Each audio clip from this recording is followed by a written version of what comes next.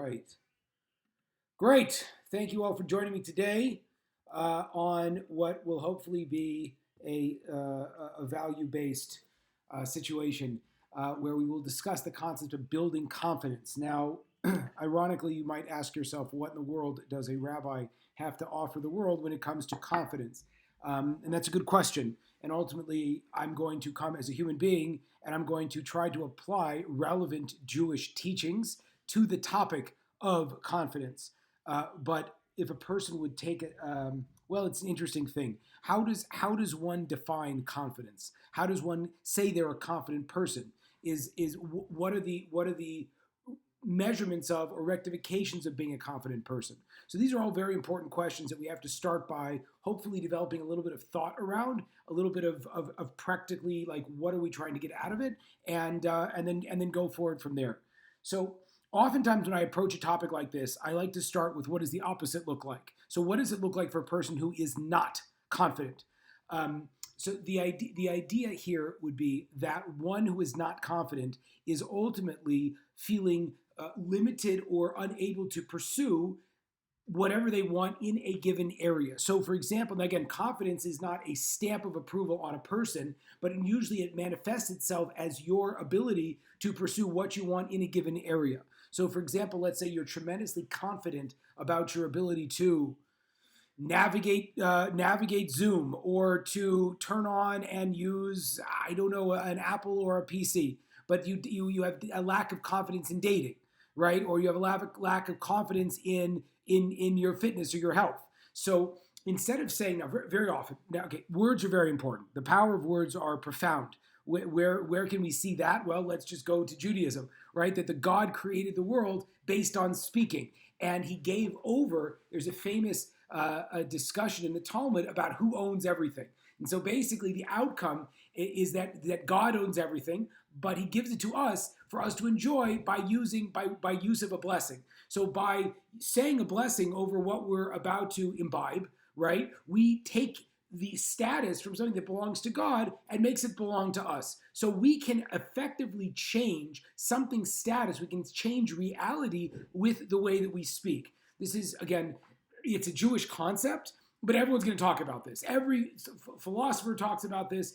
Every psychologist talks about this. Certainly every motivational speaker and coach talks about this. So how you frame and how you talk about things is naturally going to orient your brain in such a way where you see sort of what you want to see. So someone who sees a disaster versus someone who sees an opportunity, it could be the very same thing, but the person that sees the opportunity is going to be someone that excitedly takes advantage of it or tries to solve. Opportunity is positive, right? I'm excited for an opportunity. A disaster is by definition negative. So again, let's say there's a tornado. A tornado we would call by colloquial definition, and again, who comes up with these definitions? Oftentimes it's the news media, who they themselves have a vested interest in this. They will say it's a natural disaster.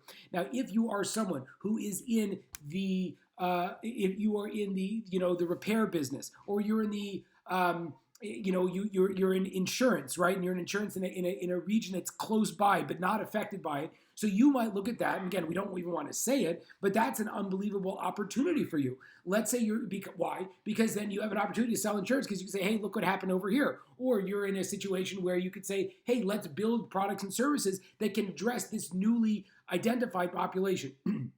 So the way that you say something, the way that you structure something, the way that you look at something is going to naturally affect how you show up and the reaction that you have to it, right? So someone that likes thorny problems, right? So they look at that, they say, well, that's exciting, that's very cool. Oftentimes, again, for me personally, when I'm working with people in a coaching environment, right, someone will pour out their worst problems, and I'll get really excited about it. I wouldn't say I'm excited for their pain, because obviously you have to identify the person's pain, but this is an exciting opportunity for us to examine how you look at things and create a new solution for the challenge. So the most important thing, first of all, is how we frame everything. So oftentimes people say, I have a confidence problem, and they'll make it a general across the board issue. And very often that's not true. But what happens when you say, I don't have confidence, or I don't believe I have confidence, so to speak, what that does is it kind of limits you down and it labels you, and it basically says you are someone that has this, and it stretches now to all of the different areas in your life.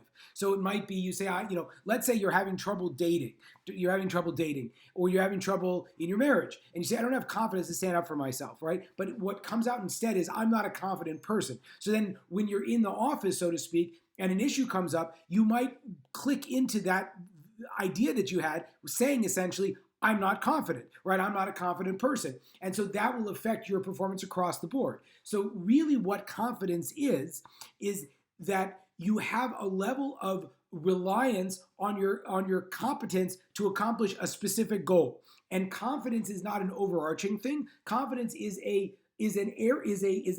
definition of success in a specific area. So that's a very important piece, number one. Why?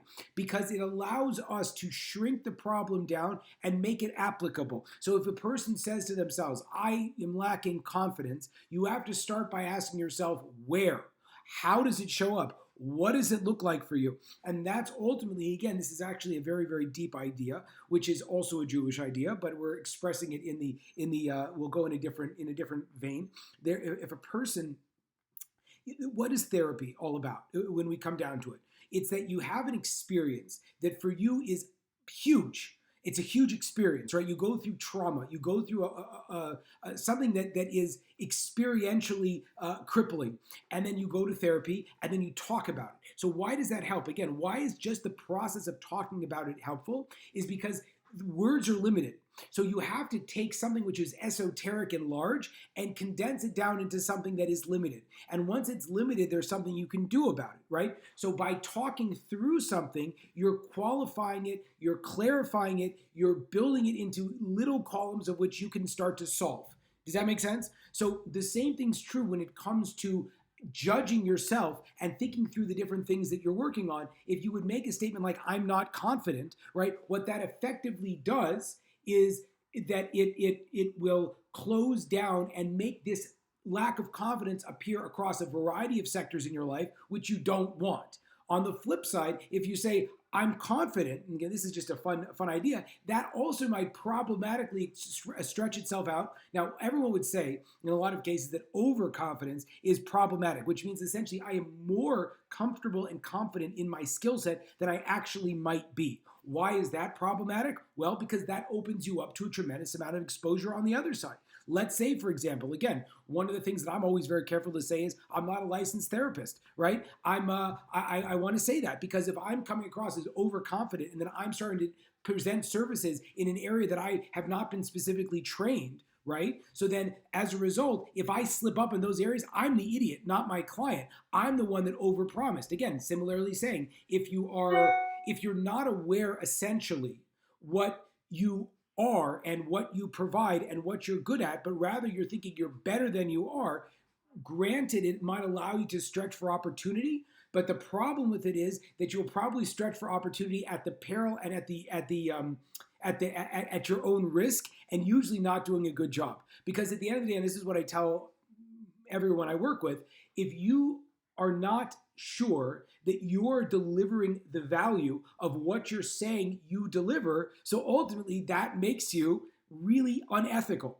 And that's a problem. So overconfidence in a lot of ways is unethical because it makes you think that you are more competent and capable than you actually are. That's a bad thing, right? On the flip side, being underconfident, right, means that you don't feel competent and capable in a certain area, and that's fine. But if you say, overall, I don't have confidence, it's going to impact everything. So the first step when it comes to discussing something like confidence, which again, we defined as your sense, your reliance on your competence in a given area, you have to be careful to be minute, to have minutia in where you analyze where you don't have confidence. So if a person says, I don't have confidence, or I'm confident, that's not a good thing to say because that's not true.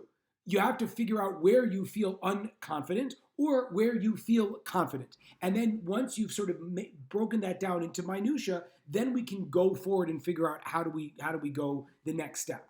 Hopefully, at this point, you will have appreciated, you can appreciate that There's no such person that's completely confident or completely unconfident. And a lot of times we can borrow, again, because this is one of my favorite teachings from Judaism, is it talks about King David. So King David, we know when he was kind of on the up on the rise, right? There was a war against Goliath, against Goliath, and the Jews were fighting the Pelishtim, the Philistines, and King Saul, who was the king at that time, like again, Goliath was the biggest guy, the scariest guy. He was super tall. He was super strong. It was Barack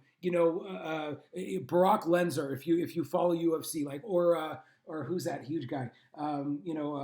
Derek Lewis, right? So like this huge looking, like a Hulk Hogan type of guy, and the Jews at that time were significantly smaller, and so Goliath had this tremendous, paralyzing, terrible effect on anyone that would go up and try to fight with him.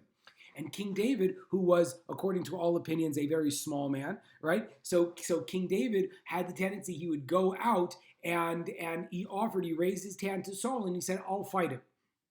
So King Saul said, as you would expect, okay, but like, what makes you feel confident in your ability here to be successful against this unbelievably powerful individual? To which David said, this is the greatest line. He said, "When I was a boy, I was a shepherd, and there was once a time that a lion grabbed a sheep in his mouth, and I pulled the sheep out. And then another time there was a bear that attacked the sheep, and I was able to save the sheep from the bear. And just like God made me successful there, so I know he'll make me successful over here." And we know the secret was, he had the sling and he threw it, took the 5 stones and he hit and he killed. Very good.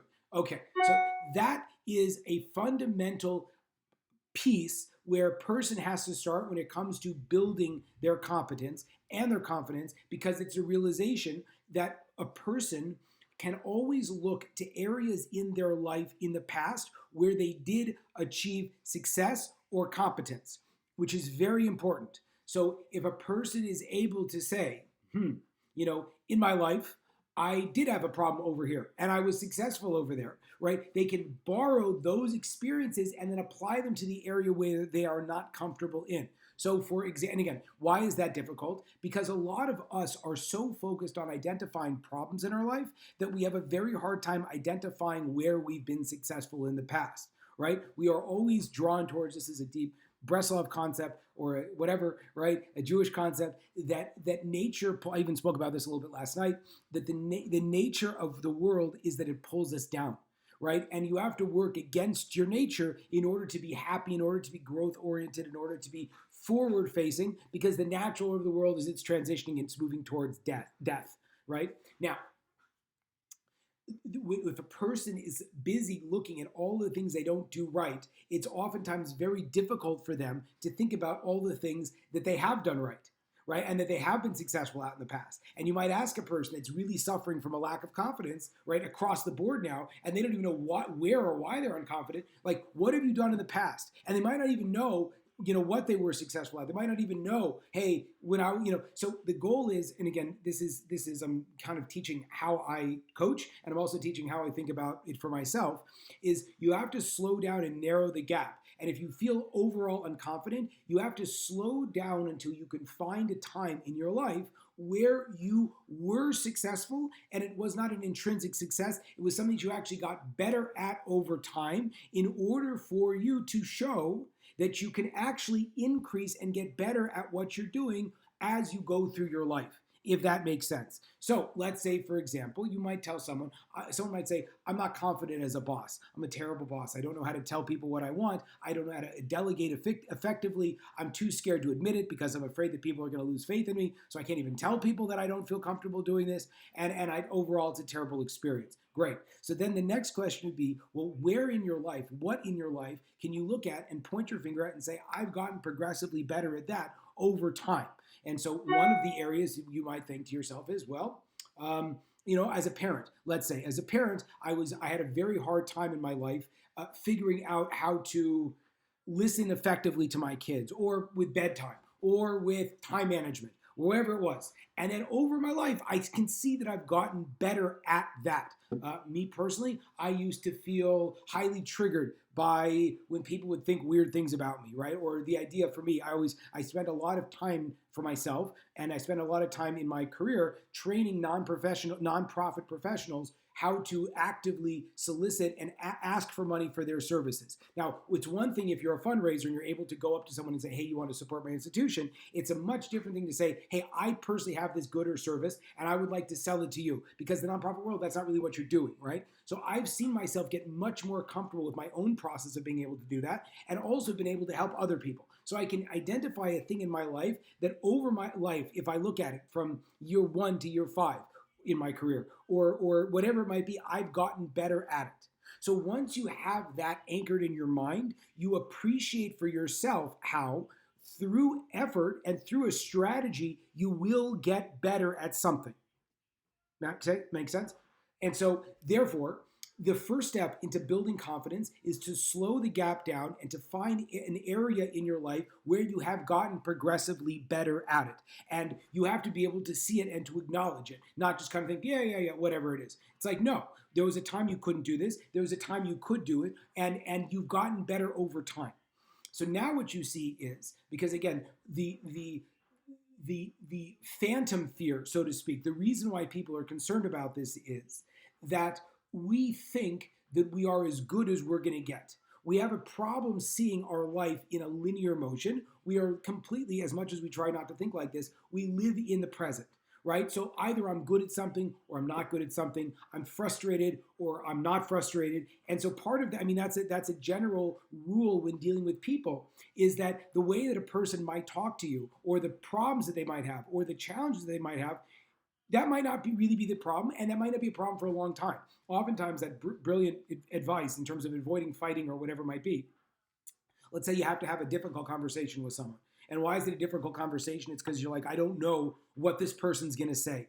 And one of the reasons why you don't know what this person's going to say is because you don't know what you're going to want to say, because you just have a veiled sense of uncomfort or lack of happiness. And you just want to be like, I feel terrible, right? Or you're terrible, right? That might come out. But, and again, what are they supposed to say to that? So you probably should be concerned, because if you give a person like nothing to work with or nothing specific, or you haven't really thought it out, right? And you're just like throwing it all on their plate, so they probably won't know. So in that case, what do we say? Don't pick up the phone when you're angry. Don't pick up the phone when you're depressed. Don't pick up the phone when you're frustrated, right? Don't do that. Because probably what's going to come out has a lot more to do with you than it has to do with them. And anyone that's been in a conflict with a person can probably relate to this experience, because oftentimes you wonder, what am I even fighting about? And you keep driving towards a goal, but you don't really know what you want from them, because you don't really know what you wanted from them in the first place. You just know you're angry at them, and you want them to know you're angry at them. And they're like, well, what are you mad at? And you're like, I hate you. You're like, okay, great. Like, what am I supposed to do with that? So when you find yourself being caught up in the moment, at that moment, it's better, right, to learn how to slow down and to start to jot these things down. So oftentimes what I'll do for myself, or I'll tell clients to do, or people to do, is if you need to have a difficult conversation, great. It's time to have a difficult conversation, but have it with yourself on a piece of paper. Have it, write a letter to that person, write it down, that person, what exactly is wrong. Because first of all, as you write things down, what will inevitably happen is that you will find yourself less driven out of emotion and more driven out of peace and out of structure. And it will become clear. And then you sit on it for an hour, 5 hours, a day, right? And you go back and look at it the second day, and oftentimes what will have happened is your mood has shifted so much, or circumstances has shifted so much, that you might realize that 95% of that really was you and not them. But there's still 5% that's something that they did. And then you're able to put that 5% out there in order for you to give them information and feedback in a way that would be ultimately beneficial for the two of you. Make sense? So again, if a person's easily triggered and has a tendency to fly off and fire away emails, right? And then you learn this process of writing down my thoughts and being clear about my communication and not coming across as overly emotional or freaked out or upset. So you could look at your life and say, I've gotten effective in this area of becoming a better communicator. And what you appreciate, again, like we mentioned, the problem with most of our social interactions is that we live in the present, but actually we exist on a continuum. but it feels like we're right here. But like there's a continuum going on. And so if we could appreciate that we are a work in progress, and we spoke about this earlier this week on Tuesday about the growth mindset versus the fixed mindset. If we can appreciate that we can always get better, if we can appreciate that we can always improve, right? So then we are always going to be in a mindset where even though I might not feel competent now, I could implement steps to feel more competent in the future. Now that I talked about making a blessing,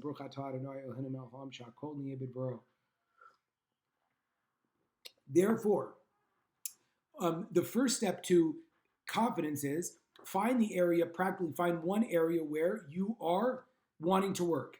Then find examples in your life where you have been successful in the past. Now you can figure out what would it look like for me if I would feel I would have confidence. Now that also is a very important, very challenging step. Why? Because we oftentimes identify success without knowing what it looks like.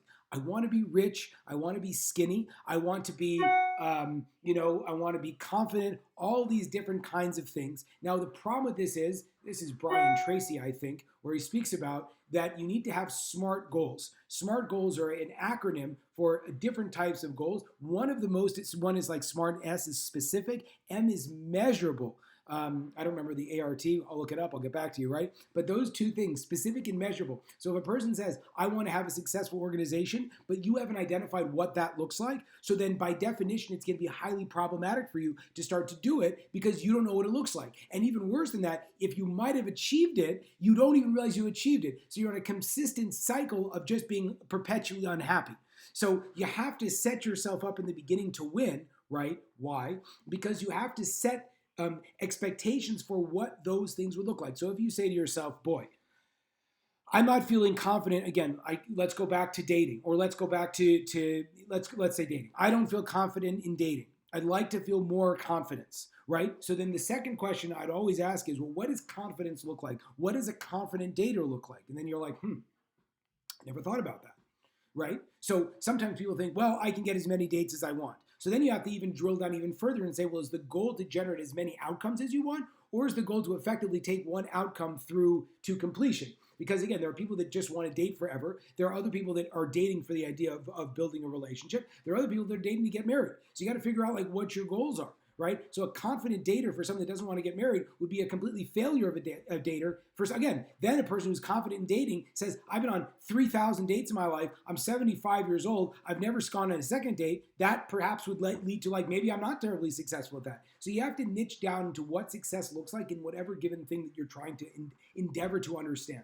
Right? So let's say it's dating. So you say, I want to date to get married, which means that I need to be able to generate, I need to be able to generate a reliable number of second and third and fourth dates. So it doesn't really matter how many people I'm dating in the beginning, but what matters is I need to be able to get multiple dates out of one, because if I'm trying to get married, I'm moving it from a first date to I'm trying to get to the next date.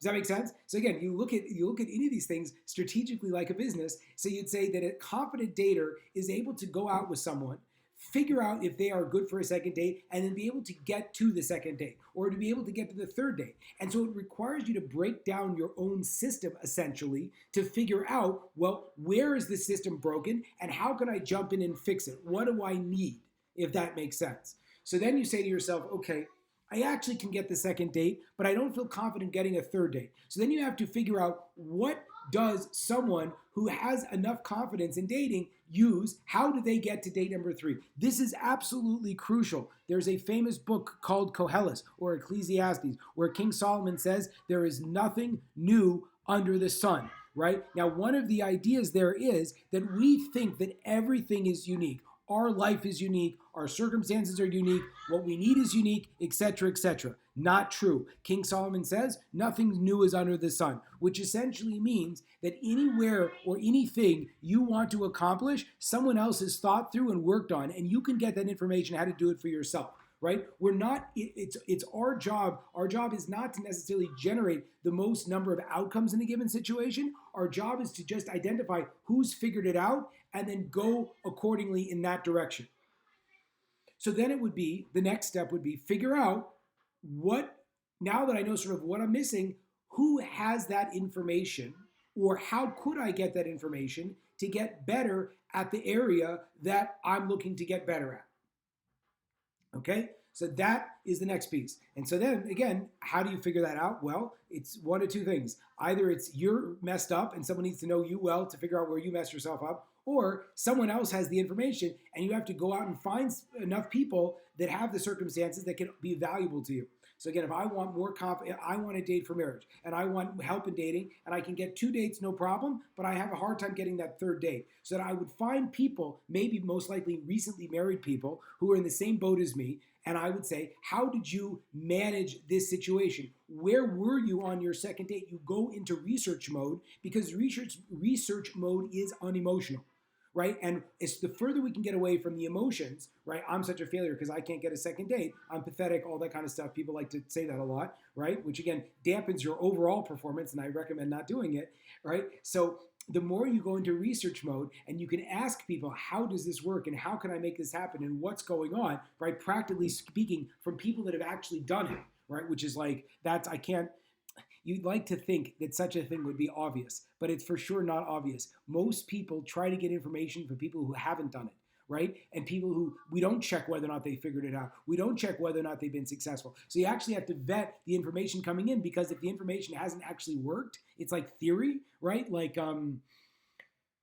well, I'm not going to say any examples, but hopefully you understand what I'm saying. All right. So again, if you're getting marriage advice from someone that has a terrible marriage, something like that, like it doesn't work. Or maybe you want to say, well, this person does know what not to do, so therefore I can't get there. But you want to be very clear about how do you vet the information that you're looking for in order for you to figure out, is this going to help me? And then it's a matter of learning enough that you can implement. So, and okay, great. That's the next step. So figure out who's got the information, learn the information so you have enough confidence you can start to implement, and then implement at a pace that you feel comfortable with.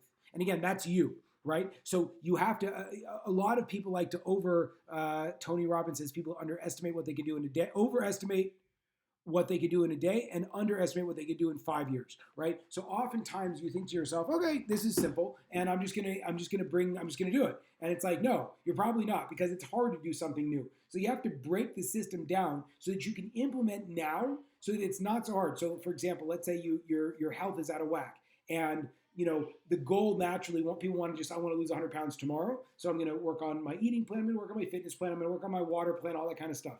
And oftentimes that's completely overwhelming because you're changing too many things at once. So you have to be gentle with yourself. You say, you know what? I can drink an extra cup of water today, or I can go for an extra walk around the block today. And you start small because you're implementing changes slowly over time. But what are you doing in that process? You're now adding to your bank of areas where you are getting a little bit better than you were intrinsically. So that's absolutely fascinating and functional and crucial, because that's ultimately how you build your confidence, because you are slowly getting better over time, right? And so if you're able to say, I'm going to build my confidence in that fashion, the only alternative is going to be that you're going to get consistently better in that area. Now, two other pieces. Piece number one is you have to be uber careful, to be have a tremendous amount of self-compassion in this process, because you're learning. And we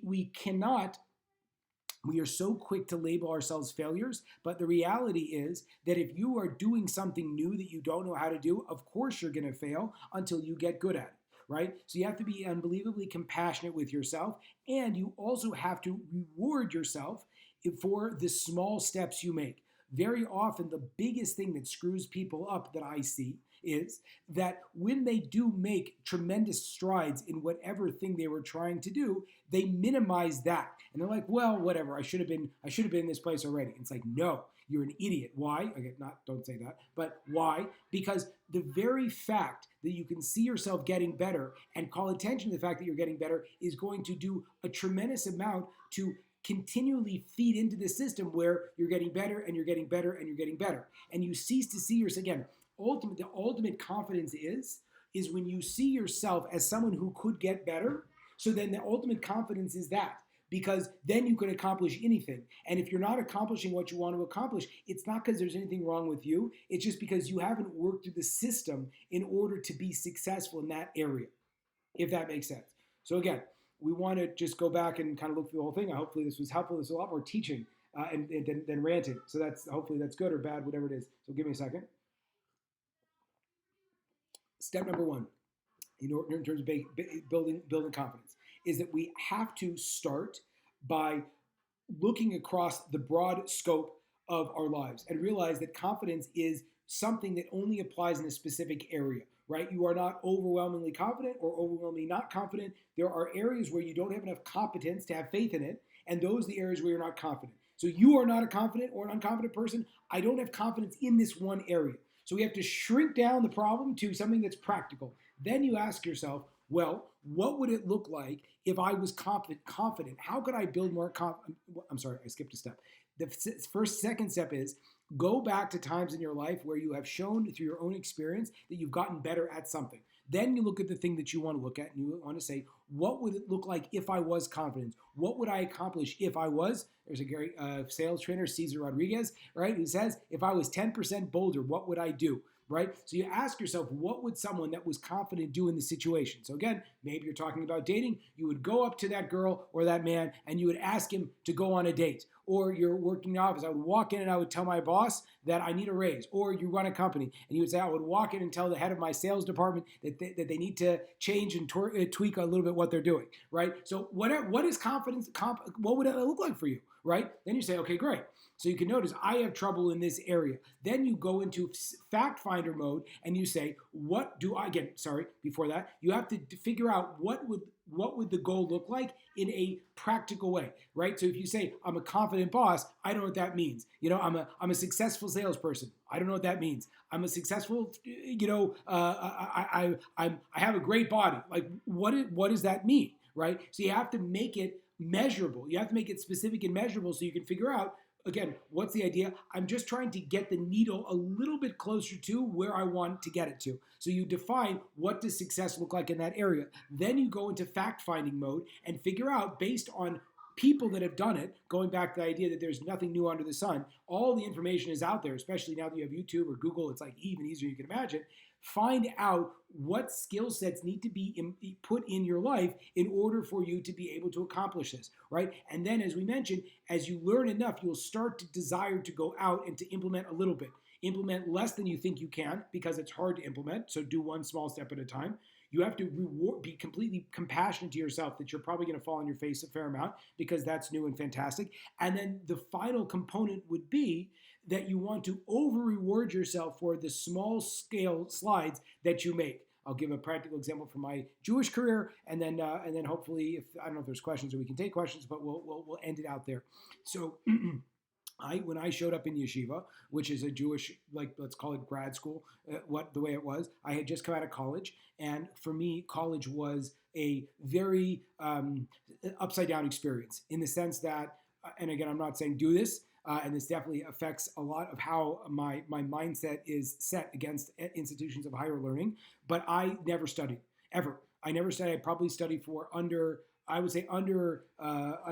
hours a quarter. Right, like in the entire period of time, I didn't study. Right now, I was a history major and I loved history, and so I would basically be able to get A's and B's based on my ability to just sort of know what I know and my ability to write. And I'm a really fast writer, and I was successful at that. So that was my college experience, right? Went to a great college, I got A's and B's, and I never studied. And then I go into what was, at that time with my yeshiva, a situation which was like a Jewish grad school, and we were studying the Talmud, which was in a different language than I had ever seen before. I have ADD, my mind works super fast, and so learning skills like languages for me was not an area. I'm never interested in learning other languages. I don't want to speak other languages. The systematic learning of it doesn't appeal to me. Nothing. Some people like languages, great. I don't, right? I'm not interested. And I like to grasp concepts quickly. But the entire system of studying the Talmud in a different language, it's a slow process where you're learning like multiple things at once. So it was exceedingly, exceedingly difficult for me. And I felt like an idiot, right? And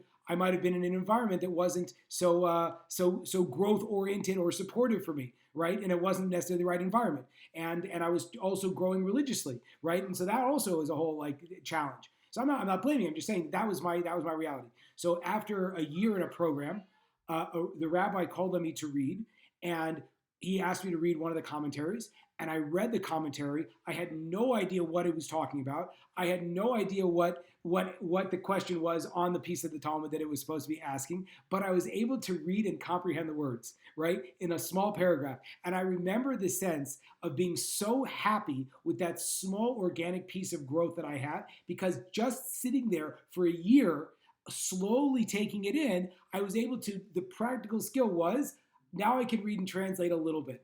And I remember feeling so happy about that. So some people, again, might look at that and say, wow, that's super pathetic. Or wow, look how slow you are. But for me, I'm like, this is legit. This is awesome. Because I see that even though it's not, I'm not at the top of the class, I'm not even at the top of the bottom of the class, right? By sitting there and pounding away at something, I've gotten just 10% better. And that 10% better gave me the confidence to say, hey, I can become 10% better more if I want now. So you have to over reward yourself for whatever small growth you have, because that's going to be the seed from which the next experience happens. So that's the end. That's the end ultimately, because then it becomes a repetitive cycle. Because ultimately, if you think about it, our whole lives are supposed to be growth. We're supposed to love to grow. We're supposed to be always developing, right? There's a Jewish idea called, we call our rabbis Talmidei Chachamim, right? The students of the wise. And you're like, what do you call the students of the wise? The guy's like 80, 90 years old, and he knows more than anybody alive right now. And the answer is, but he's always studying from the masters that have written stuff down beforehand. So there's never an idea about being done with growth or being done with learning. So you have to develop a love for the process. You have to love the process. And the way that you build confidence and love the process is this, I don't remember what it was, 7-step process that we discussed, where it's just going to feed itself. And so then you're like, okay, so I want to get better at this. And you're like, great, well, I did that in the past. And now I'm going to figure out how to do it and define what it is and get all the information. I'm going to execute a little bit more. And that how it generally creates taking a problem from this esoteric, very debilitating situation I have no confidence to a very powerful experience of I can really handle anything that comes my way. So I want to thank you all for that. I know we're going into a difficult time called Passover by yourself potentially, or Passover with just your family potentially. And it's the same thing, right? You're like, oh God, I'm going to do a bad Seder because I've never run a Seder before. And it's like, you're right. So then what does a good Seder look like? Just slow it down. And who runs a good Seder? How do I find that? Well, cool. There's something called H.com or a million other places. I could just look it up and I can watch a little bit. And is it going to be good as the guys that give it over? No. But maybe if I'm 10% better than I was yesterday, which is great because I've never done it before, so it's really easy, the bar's super low, then you'll be able to execute with distinction. I want to give you a blessing. I want to thank you from the bottom of my heart. Again, thank you to the H.com staff for making this happen. Todd Rosenblatt, here's your shout out. Not that you need it, because I want to give it to you because I appreciate what you're doing for the organization. Thank you, and thanks for joining me on Facebook.